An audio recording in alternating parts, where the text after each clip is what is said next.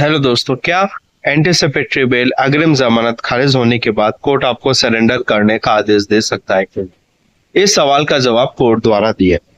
देखिए, आपको पहले समझना होगा कि अग्रिम जमानत, एंटीसिपेटरी बेल और रेगुलर बेल में अंतर क्या होता है। इसको हम सीधी और सरल भाषा में कहें कि अग्रिम जमानत वह जमानत होती है जिसमें एक्यूज जेल नहीं गया। अगर आप जेल के बाहर हैं और आप हाई कोर्ट में या डिस्ट्रिक्ट कोर्ट में कोई जमानत का आवेदन कर रहे हैं तो आप अग्रिम जमानत का आवेदन करते हैं। अग्रिम जमानत पहले डिस्ट्रिक्ट कोर्ट में फाइल होती है, फिर हाई कोर्ट में फाइल होती है और उसके आदेश के खिलाफ आप सुप्रीम कोर्ट जा सकते हैं। कुछ कुछ अपवादजनक स्थितियां जिसके अलग से डायरेक्शन दिए गए हैं तो उसमें आप अग्रिम जमानत के लिए सीधे हाई कोर्ट के समक्ष भी आ सकते हैं।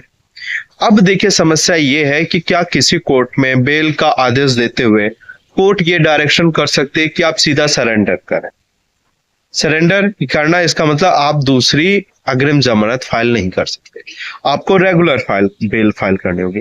अग्रिम जमानत वह जमानत जिसमें आप जेल के बाहर होते हैं और रेगुलर बेल जिसमें आप जेल के अंदर होते हैं।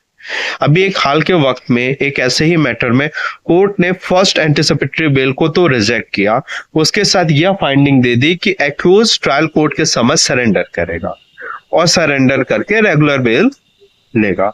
अब एक्यूज इस आदेश के खिलाफ चला गया।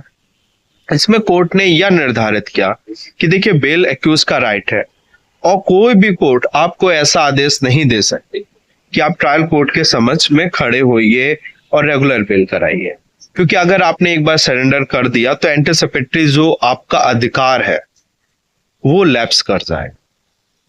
तो ये एक तरीके की कानूनी नॉलेज है और जानकारी के लिए मैंने आपसे साझा की कि कोई भी कोर्ट अगर आपको ऐसा आदेश कर देते है कि एंटीसिपेटरी आपकी खारिज करती है कि अब आप सरेंडर कर दीजिए, आप रेगुलर बेल कराइए, तो कभी मत मानिएगा।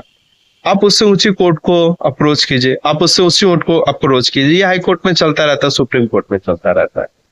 एंटीसिपेटरी बेल के जो प्रोविजन है पहले सीआरपीसी में थे, अब आईपीसी में भी आ चुके हैं और रेगुलर बेल भी वैसी है। देखिए, एंटीसिपेटरी बेल में बेल देने का जो जुरिडिक्शन है वो थोड़ा सा कम होता है, कोर्ट कई परिस्थितियों को ध्यान में रखती है।